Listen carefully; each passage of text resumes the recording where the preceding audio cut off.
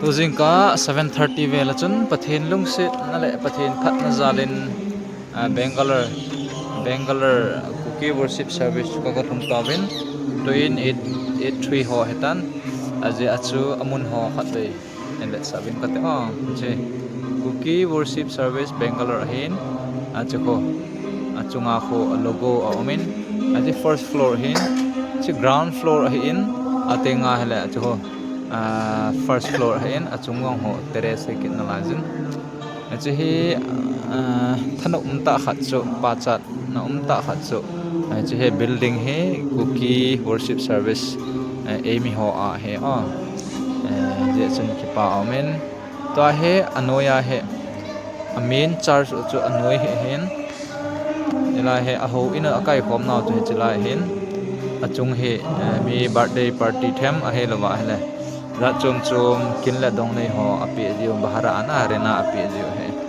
che hen ki ho chu tilonga kona ho ki ho ko hong hen tilonga kona ho hen ta he rang he chi pa pa khat ong ke ne waila ham khep kon la he pastor quarter kite am dan he la he pastor ho quarter ham khat na pastor ho quarter hom ne ale ti che hele to in nakal to den chunglanga khu sa ima e bol pe aku cek ho gari ne na nakal to ko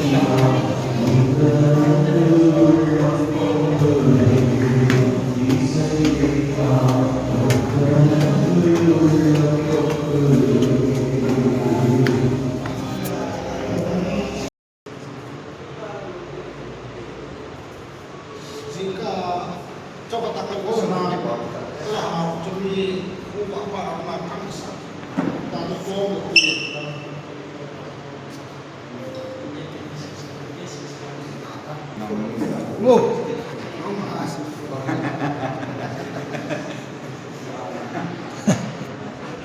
Cai dek yang mana?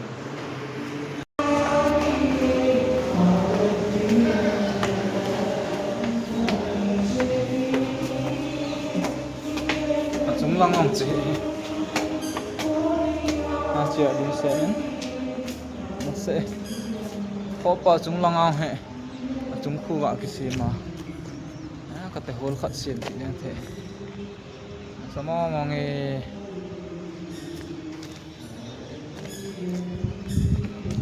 Bangalore ini apa pat na kisay min thang le khathi mi hoi mi pha ho sab de leng ho na Bangalore ahi ani kit jing tunin pathin phat na zalin ga ki kal songen ho bung KWS mina ga ki chon lutan hi ale swimming pool ang me okay thangin swimming pool khat hen mon ta ga ta ka te ti om lo ho na bai okay hang nom na sa nai bai na tha nom nai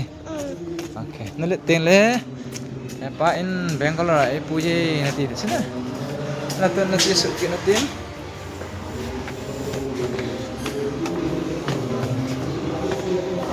nói họ càng tận sai được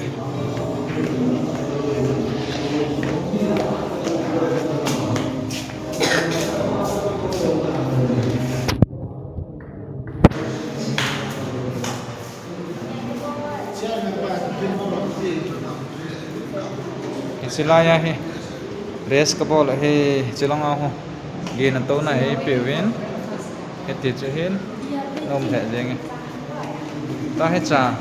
kadon de hia ka nga au he one tha cha ho fel the the yeng 1 2 3 4 5 6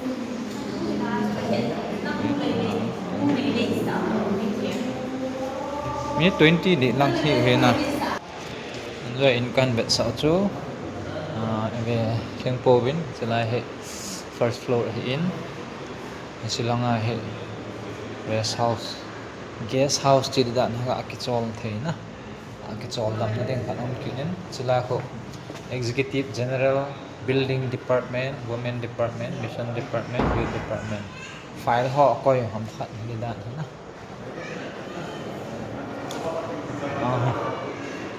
Bathroom ini, bathroom. Gas house. Chọn gas house hay bên. Lah kaki chol he. Itu apa boy? Karen namat na kam. Dilang gas house. Mi phave kaki chol kinin. Nai kurpit.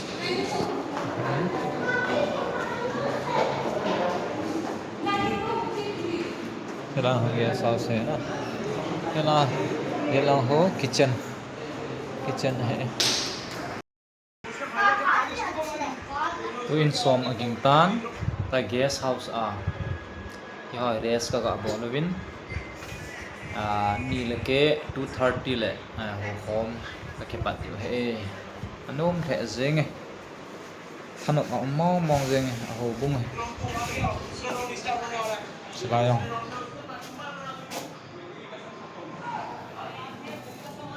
bin bathroom home free the zeng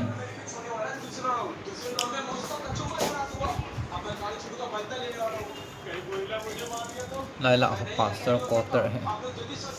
pastor pa lại là हो ना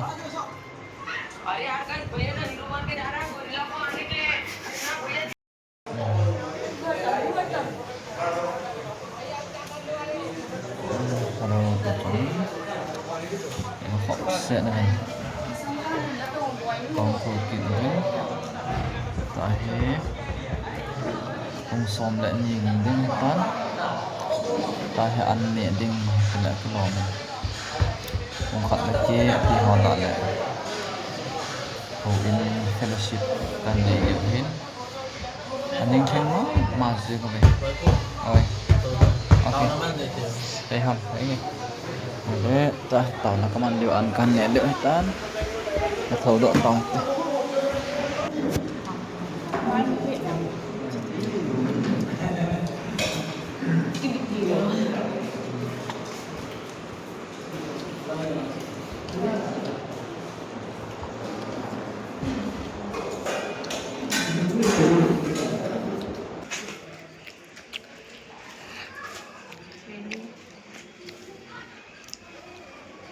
How you say I'm good in listening?